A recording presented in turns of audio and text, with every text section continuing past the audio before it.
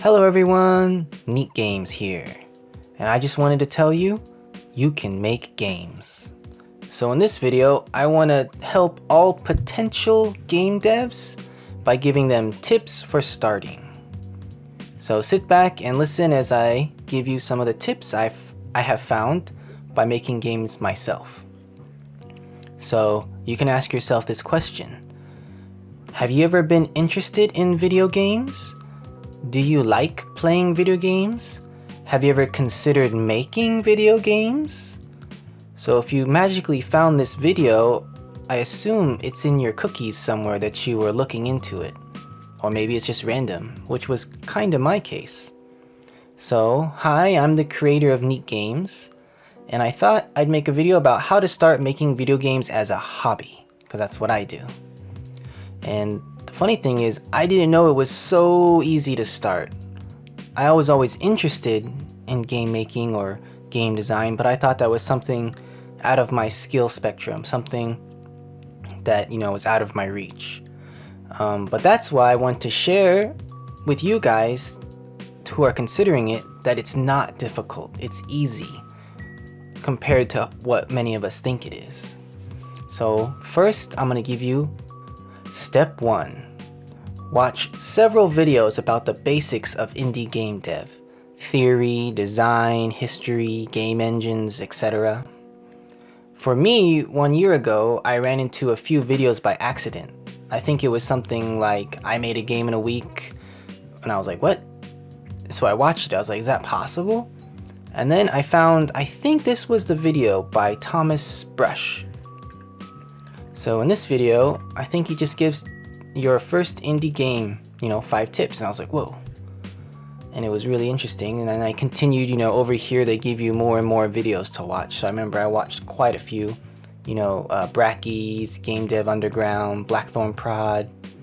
So these gave me huge motivation and support, plus awesome tips, and then I found some tutorials. And now, step 2. Download the program. So this is kind of why I told you to watch lots of videos. You can decide which game engine is best for you. They're all mostly free or just a small cost, like GameMaker is a small cost. Unity's free unless you make a lot of money, and then you pay a monthly fee for it to use it. But they're all super easily accessed. And for me personally, I went with Unity just because as I was perusing the internet and YouTube, I found Unity had the most videos.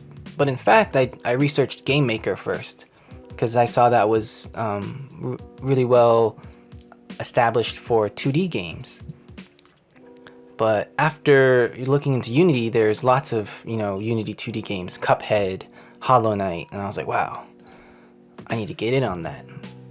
So I went with Unity, and just for, a side note, I literally had 0% coding experience, and I never took a class in my life. Never had it in high school, never took it in university. Even now I'm not a coder, but I have learned how code fits together, C# and Unity. So I'm able to Google up a code now and slice it into code I have learned.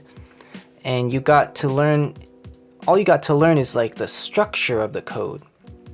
And it's quite an easy structure once you figure it out. And if you watch, I can't remember exactly which videos I watched on YouTube, but there's tons, the basics of C#.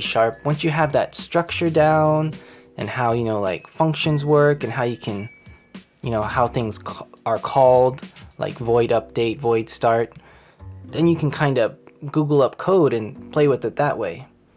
And that's how I am now. I am definitely not a coder. And then in this step, you also want to download your preferred art program, such as GIMP, Photoshop, Blender, Sprite. That's a topic for a whole other video, and there's much better videos out there if you were curious how you want to make games. If you're interested in 3D games, maybe Blender. If you're interested in 2D games, there's tons of options. So just find what works for your budget. I personally use Photoshop. I do the $10 a month to have Photoshop. and I just like the features and it fits my style. I think Asprite is super cool too. My friend uses that, and I'm definitely considering getting that because I think it's only 15 bucks if I recall. It's on Steam or on itch.io.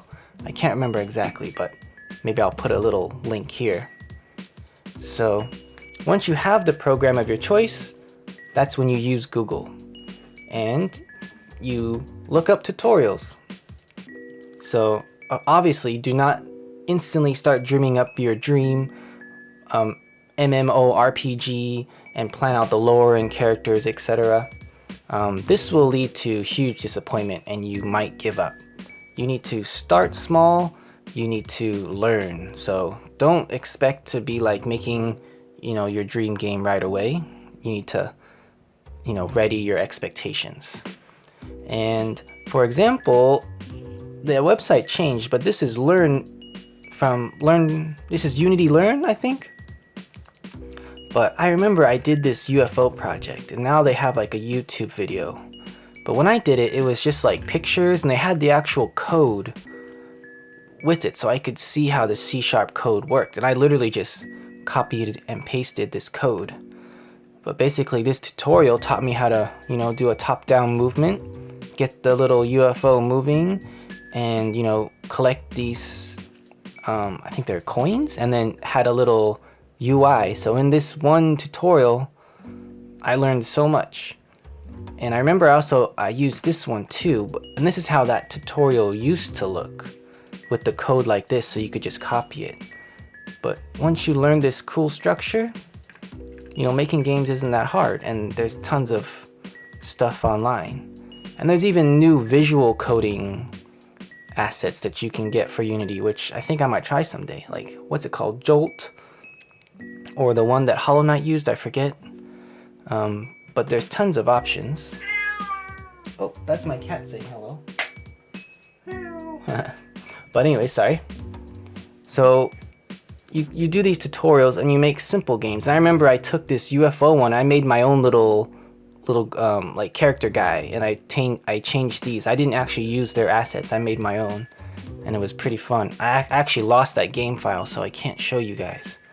But that was actually my very first thing. And I'd say the next step, which is step number 4, is join all the cool indie dev communities. And I found that Twitter has a huge indie game community.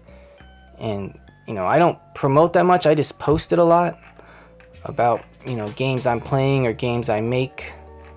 And somehow I got quite a few followers. And there's some, cool hashtags you use. Made with Unity, Indie Dev World Order, Screenshot Saturday. So you get tons of feedback and motivation from Twitter.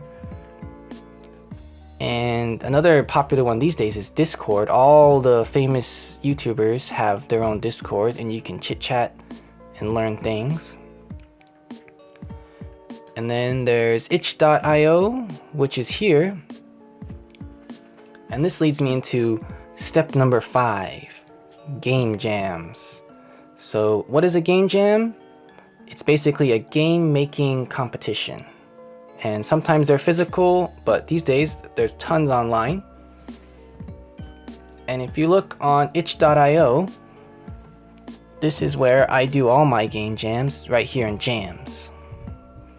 And there's always, literally always, a jam going on that you can join. And these are cool. There's certain length, 4 days, 2 days, a month jam. There's a decade jam, 10-year jam. So tons of stuff you can join, tons of different topics. And generally a game jam, you're given a theme. And the theme is announced the day of the jam. And then you work on that. You work, around that theme.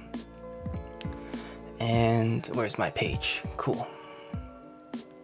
So these are an amazing way to motivate you to learn, create, and publish many small games. So this has been the best practice for me and a great motivation. Basically, I find a tutorial online, I find a game jam with a time that works for me, and then I use a tutorial during that jam, and I make it my own. I change things in the tutorial, I add things.